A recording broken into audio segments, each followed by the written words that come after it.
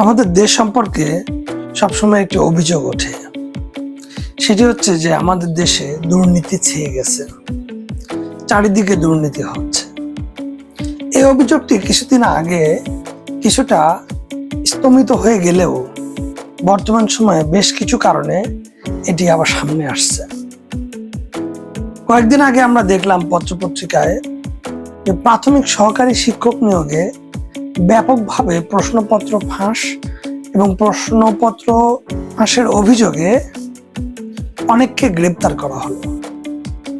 আবার দেখলাম যে ওই অভিযোগকৃত পরীক্ষার রেজাল্টের ভিত্তিতেই একটি রেজাল্ট চূড়ান্তভাবে ঘোষণা করা হলো এবং তাদেরকে নিয়োগের জন্য সুপারিশ করা হলো।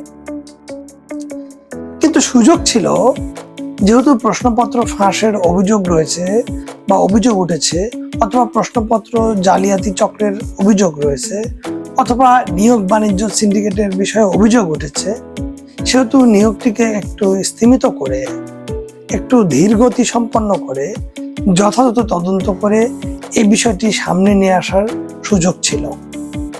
কিন্তু সেটি করা হলো না। পক্ষান্তরে আমরা যেটি দেখলাম সেটি হচ্ছে যে যারা প্রাথমিক সহকারী শিক্ষক নিয়োগের পরীক্ষায় উত্তীর্ণ হওয়ার যোগ্যতা রাখে না, অর্থাৎ তাদের এক্সপোজার এবং তাদের পরিস্থিতি দেখে বোঝা যায় যে তারা কোনোভাবে এই ধরনের স্ট্যান্ডার্ড পরীক্ষায়, লিখিত পরীক্ষা এবং চূড়ান্তভাবে চাকরির জন্য সুপারিশপ্রাপ্ত হওয়ার সুযোগ নেই তাদের। কিন্তু তারপরেও আমরা দেখলাম যে তারা চূড়ান্তভাবে সুপারিশপ্রাপ্ত হয়েছে।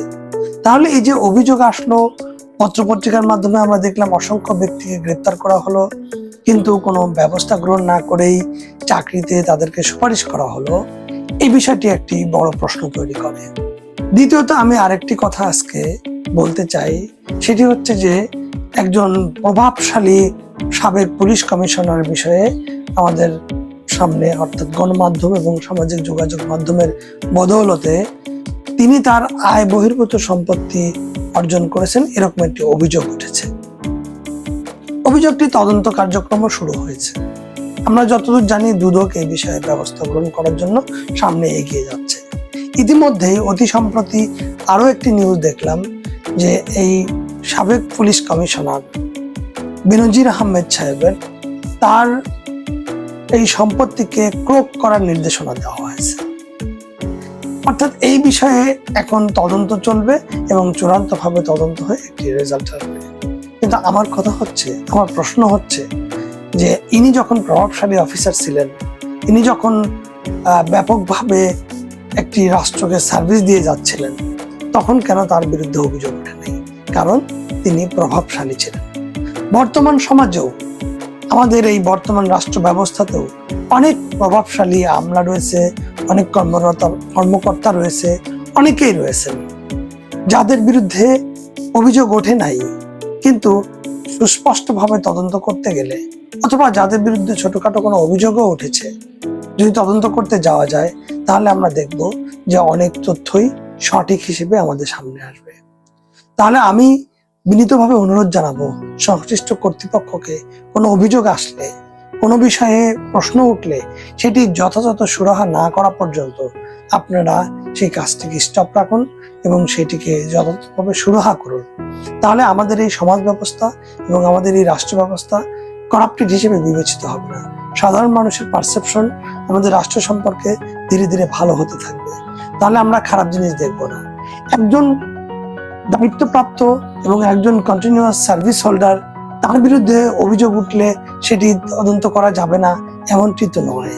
সেটিও তদন্ত করুন এবং সেটিও ব্যবস্থা গ্রহণ করুন। আজকে যেমন বেনজির আহমেদের বিষয়ে তদন্ত শুরু হয়েছে, তার সম্পত্তিকে ক্রোক করার নির্দেশনা দেওয়া হয়েছে, অথবা তিনি একটি বিতর্কিত অবস্থায় পড়েছেন, ঠিক এমনি ভাবে আমি মনে করব আমাদের এই সমাজে অসংখ্য মানুষ রয়েছে যারা আয় বহির্ভূত সম্পদ অর্জন করছে এবং আয় বহির্ভূত সম্পদ নিয়ে সামনে এগিয়ে চলেছে।